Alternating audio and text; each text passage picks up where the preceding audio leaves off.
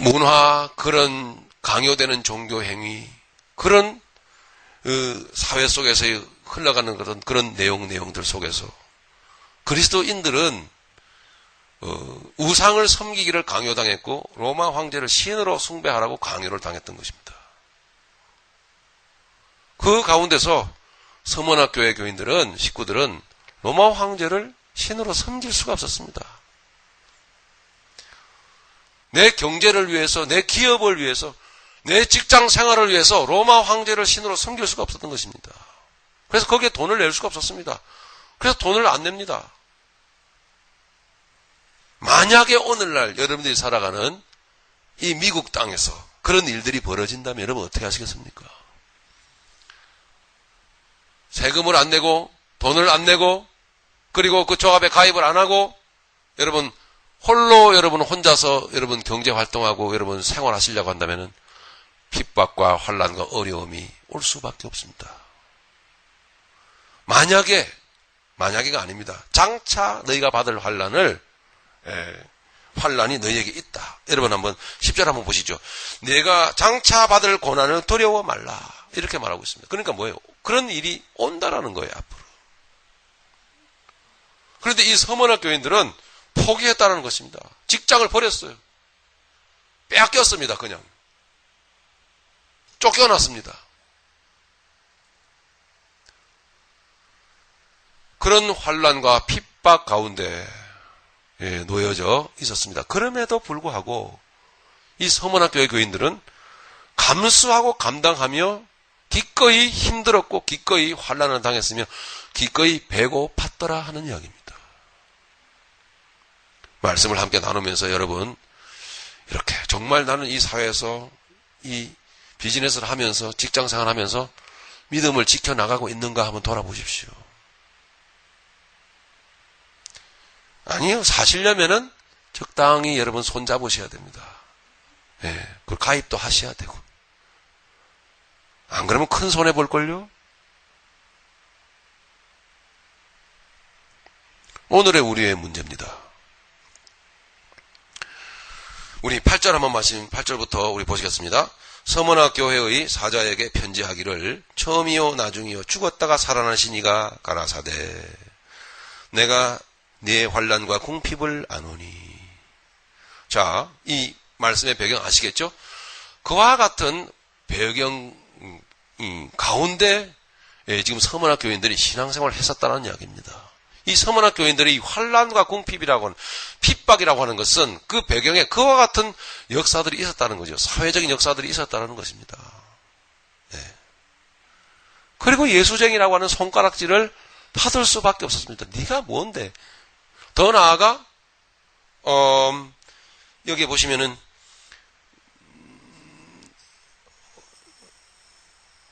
9절 하반절에 보시면 자칭 유대인이라 하는 자들의 회방도 안 오니 실상은 유대인이 아니요 사단의 회라. 그러니까 무슨 이야기냐? 로마로부터 믿지 않는 자들로부터 이렇게 환난과 핍박을 받는 것과 아울러 더 나아가 동족들로부터도 핍박을 당했습니다. 동족들로부터는 왜 핍박을 당했죠? 신성모독죄로. 그죠? 신성모독죄로 기독교인들은 핍박을 받았어요. 그러니까 그 핍박이 2중, 3중, 4중.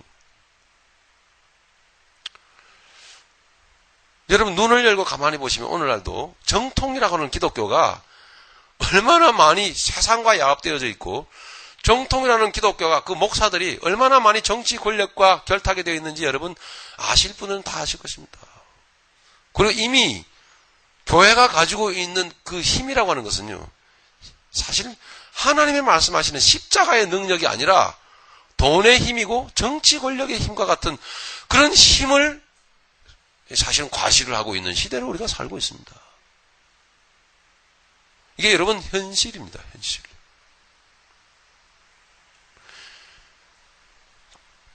이런 기독교가 소위 정통이라는 기독교가 진실된 신앙을 핍박하는 시대를 우리는 살고 있다는 것이죠. 응?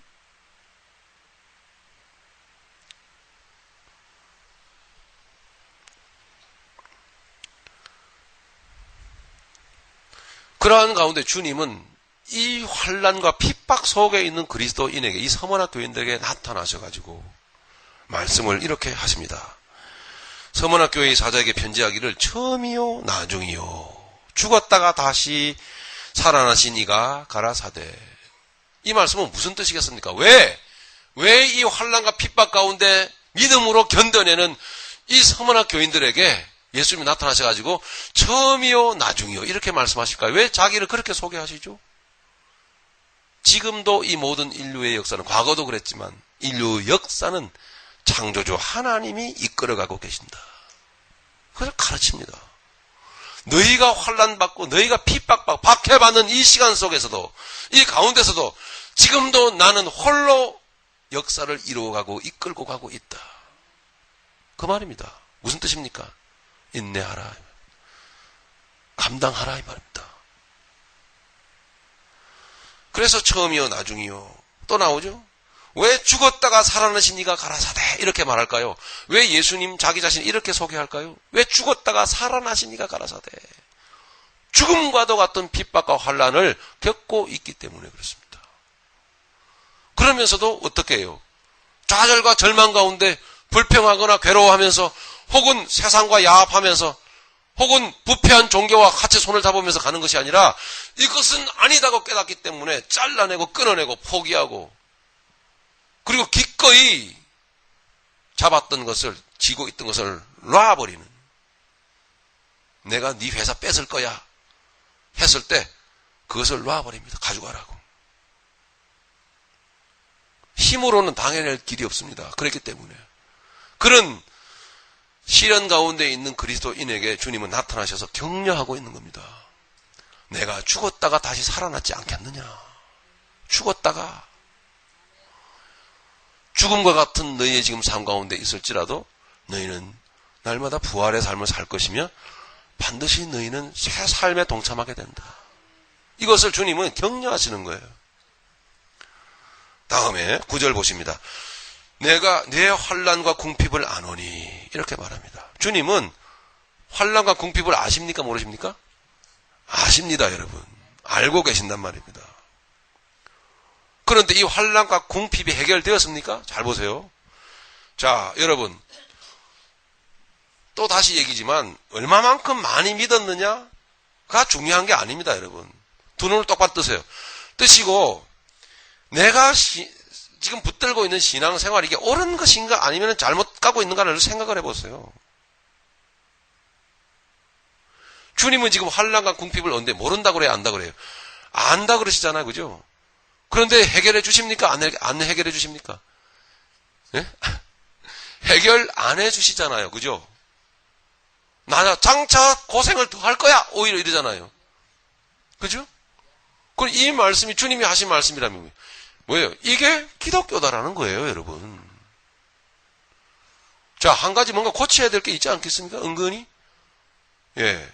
우리는 뭔가 모르게 그 정통 속에 들어있던 우리는 뭔가 모르게 주님의 소매를 끄집어 당기고 주님의 이 바지가랑이를 끄집어 당기면서 열심을 다해서 몸부림을 치면서 뭔가를 우리는 구해내야 되고 얻어내야 되고 해결받아야 되고 그렇게 이뤄내야 되는 것이 그게 신앙의 열심인 줄 우리는 생각하고 있단 말입니다. 아니에요. 주님은 오히려 견뎌내라고 그래요. 뭐가 진짜 기독교입니까? 뭐가 진짜 기독교인지를 여러분 이것부터 먼저 다시 한번 정리를 해야 돼요.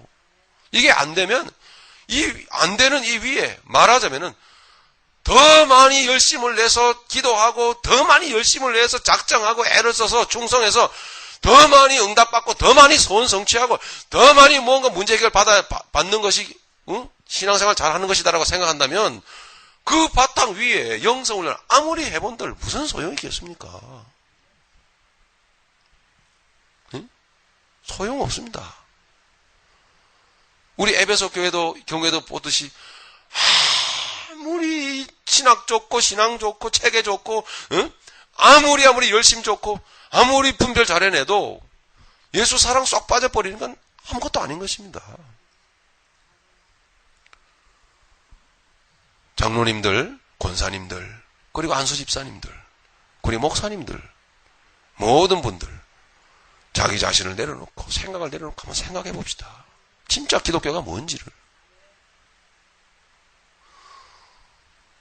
지금 저는 소문만 들었습니다만 지금 여기 LA에 어떤 한국의 유명한 목사님이 오셨대요. 큰 교회 목사. 오셔갖고요.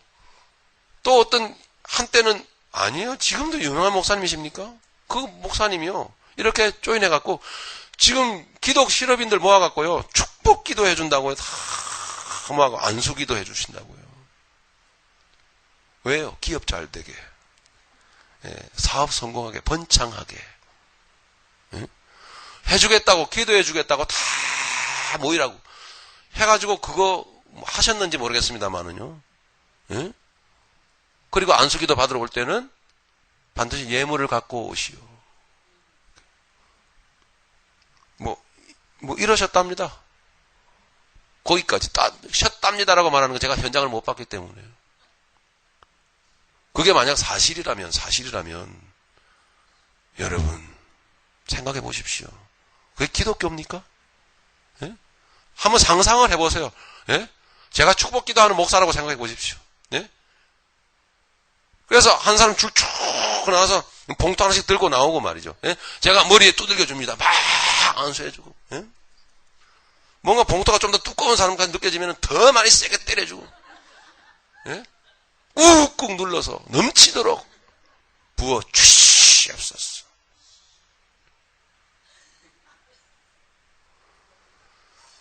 그 복 받겠다고, 예? 그 복 받겠다고 머리 뒤면, 그래 머리 다 벗겨지죠. 저는 이 머리 뒤밀어서 벗겨진 게 아니고 너무 신경을 써가지고 그런 문제 때문에. 예? 그게 과연 여러분 기독교라고 생각하십니까? 아닙니다, 여러분. 공격을 받아도 엄청나게 공격을 받아, 핵 공격을 받아가지고 지금 팍살이 나 있는 상태란 말입니다, 여러분. 지금도 그렇습니다. 지금 여러분이 살고 있는 여기 이 땅에서 그런 일들이 벌어지고 있다고요, 여러분. 예? 얼마나 더 얻어내야 됩니까? 얼마나 더 우리가 받아내야 됩니까? 하나님께서. 얼마나 더. 그죠? 주님 사랑합니다. 감사합니다. 좀 이러면 안 되나요? 응? 그 기도 올리면 안 되나요? 혹여라도 여러분 안에 있는 그 달라고 하는 그 노예 근성을 있다면 버리세요, 여러분. 왜냐면 노예가 아니잖아요. 예?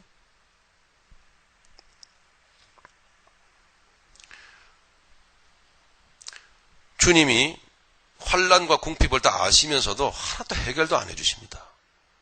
그리고 그냥 안다고 말씀하십니다. 주님이 환난과 궁핍을 다 아시면서도 해결 하나 안 해주시고 더 장차 내가 받을 고난을 두려워 말라고 말씀하시는 이 이유는 뭘까요? 오늘 핵심입니다.